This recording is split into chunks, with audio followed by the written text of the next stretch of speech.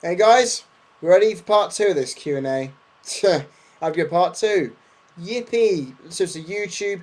Do me a favour. Put these up to half an hour video length. I'd be happier that way.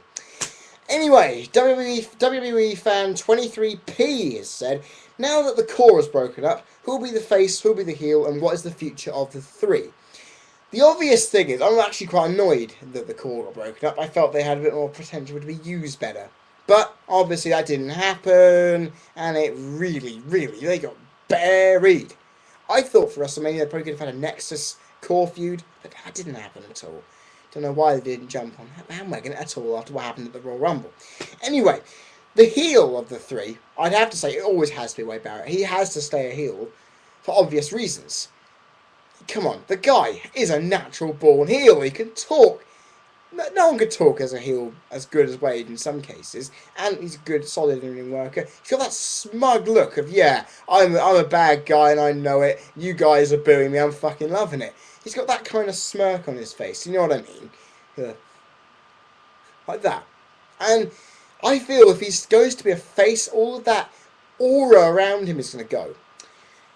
I think for the best part though, as a face, Justin Gabriel is made to be a face. He's even as a heel in the Nexus, he's got the body of a face, he's got the look of a face, right? He's got the moveset of a cruiserweight. That's a face right there. Even with an uber epic heel beard, he technically is a face. Even on NXT, the original series, he got a big pop reaction, right? So basically, he has to be a face from now on. I would be happy to say, yeah, have him as a face, just put him in a mid-card title area and do it. Because the future of the three, I would say Wade as world champion without a doubt. Wade will be world champion at some point. And my second video has not reached 200 views yet, so I can't go mental about the promise I made on that one. And then, of course, I think Justin Gabriel will go for a mid-card title. He hasn't got the mic ability to go higher than that, but for the most part, it should be very simple. Heath Slater I've never liked.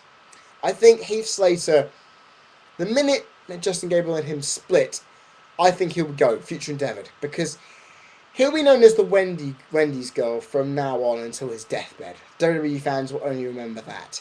So he hasn't got good mic skills. He sounds like a fucking dumbass Texan.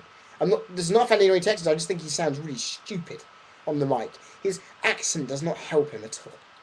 And unless he does a Trevor Murdoch style gimmick, it won't actually fit him. So, I don't know, just get rid of Heath Slater and I'll be happy with the other two. Doesn't really matter. And now, the next of the other three questions from Y2J Rocky fan, right at the bottom there. Just literally going to show my paper. 3 questions there. 3 questions. Yours, last ones. Good for you. First of these 3, who do you think is the most underutilized wrestler in the WWE? Thing is, if I'd done this a week or 2 ago, I would have said Chavo Guerrero, because the guy is a fantastic worker. He's got great mic skills, great commentary skills. He's a fantastic guy in the ring as well. And the fact he was underutilized is a fucking understatement. He was buried with this feud with Hornswoggle for 2 years, and he should have been given more. He should have been given more. And that, to me, is just how he doesn't want to give anything. It's just ridiculous. And I always thought they could have done more with Chavo. They should have done more. But he realised he couldn't do any more. He realised time was up. He isn't going to be used for anything good. And he has asked and been granted his release. Ha! Good for you, Chavo. You're finally standing up for your own wants there. And I literally now had to think who is the most underutilised. I actually did not know until I remembered, oh yeah, there's Zack fucking Ryder in this. Because Zack Ryder, guy within an internet series, a lot of charisma, solid in-ring work a bit, and mic work that could probably charm the pants off just about anybody around you. He is probably the most underutilised. For the fact is, the Long Island Raw that he wasn't allowed on, even though it was his hometown, and the fact that when I was at Raw and SmackDown and a few other events, he was having signs with his name on it taken away from the fans. Right? If the WWE is doing that and not intentionally not putting him on, then that is underutilized. Simple. That is literally the borderline term of underutilized right there. Has to be. I think Zack He should be there. The fans are speaking. They want Zack Ryder, right? If the fans want, I've mentioned this tons of times in previous videos, if the fans want something, you're going to give it to them, otherwise you're going to lose their trust. But in this case, we don't know what's going to happen here. Zack Ryder could be used for something, he may not. So let's find out. We'll see if he is actually going to be used for something damn well useful. Third question, third of your four that you've given me, Y2J Rocky fan. Do you think John Morrison is stale in promos? Oh, hell yeah. John Morrison may have talent in his legs. He may have charisma and talent in his legs. But when it comes to his mouth, to his tongue and facial muscles, and his vocal cords, which inhibit him to yap, yap, yap, there is no way in hell he can pull off a good promo. And there's a simple reason as well with Drew McIntyre. He has got no charisma. He follows the same article. He just talks it and doesn't put any of his own personality into it. Sure, when I saw our Truth thing at the O2 and Raw, he talked and he was ribbing him a bit, ribbing R-Truth a bit. I thought, pretty good promo. Then I watched it back on the Wednesday when I got home after the SmackDown taping, and I looked at it and thought to myself, oh my god, this doesn't sound as good as I remember it. And yeah, it was just pants. And yeah, basically Morrison is like Shelton Benjamin. He's got the talent to succeed, but as of the last 5 years, talent isn't everything. You gotta have the talking ability to make it in the WWE, which is bollocks. But at the same time, can't really blame him, can you? Because you gotta talk if you're the face of the company in that sense. But yeah, I just think Morrison, get your act together. Do what Miz did and at least yap a bit more. Inject your own personality into what you say, and you could get somewhere. You could be WWE Champion by WrestleMania if you actually learn how to talk properly. Yeah, do what I do. Inject some sarcasm, some irony, and some blunt rage if you want to get some people to actually fucking listen to you, instead of marvelling what kind of clothes you wear and what kind of spastic leapfrogging moves you do to try and impress the little kids. That's that one. And then finally, the final question.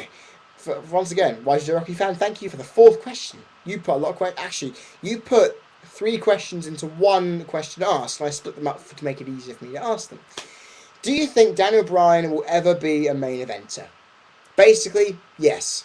Because Daniel Bryan is that kind of guy who's got the fan support. And we know he's got the fan support because people do love him. He has a great in-ring ability, fantastic moveset. His gimmick that he's been saddled with isn't helping him. The music hasn't helped him.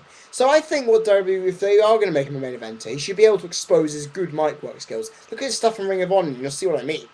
And I think if he's able to be saddled with a good wrestler gimmick, where he's able to use different moves, have great matches, and prove to everybody, I am the wrestler. I am the one who's going to put on the best matches. You better watch out for me. I'm that intense. So he basically can rip people to shreds with the moves he uses, much like Benoit did. And that's why I said put them in a dream tag team earlier in the first part. But yeah, I think if Daniel Bryan is given the ball, he would surely run with it. And I think the WWE have seen what he can do in the ring, and they haven't seen enough of what he can do on the mic. So if WWE were to show the fans that this is what the guy can really do, have him turn on Sin Cara after they've won the tag team titles or something. Have him mouth off Sin Cara and go off and become an egotistical, I'm the best in the world guy who, unlike some heels, can actually prove it. Just like my Excellence book, Your Stable. So I think Daniel Bryan will make it. He just needs to be given the right thing to push him forward, and he'll be fine. Simple. That'll be that. I definitely think he'll make it. I think, I'll say this. If Punk leaves, Daniel Bryan getting pushed to be my main number one priority that WWE can put forward. So let's pray and hope. And that, ladies and gentlemen, is my first ever Q&A. Thank you guys for sticking with me through 2 parts. I did not expect that. And guys, if you want to comment on any of the answers I've put to any questions in both parts, put your comments down there in the comments section. I really appreciate the debate. And if you want to hear more, you haven't clicked that subscribe button up there, I am 1 subscriber away from 50 at this point of recording. I haven't checked my email in the last 10 minutes. So, yeah. I will say this, guys. Thank you so much for the support you've given. This Q&A would not exist without you. Thank you so much. And I will tell you, next week, Friday. Book that in your date book. Friday, it's going to be Friday Flashback number 2, Survivor Series 2003. I cannot wait to review the first pay-per-view I ever watched live. And guys, it's now... oh, shit. It's 10 to 1 on a Sunday morning here in the UK. I've been Cream Crazy. You've been people watching. Thank you so much. Have a fantastic week, and I hope everything goes well with you. Cheerio.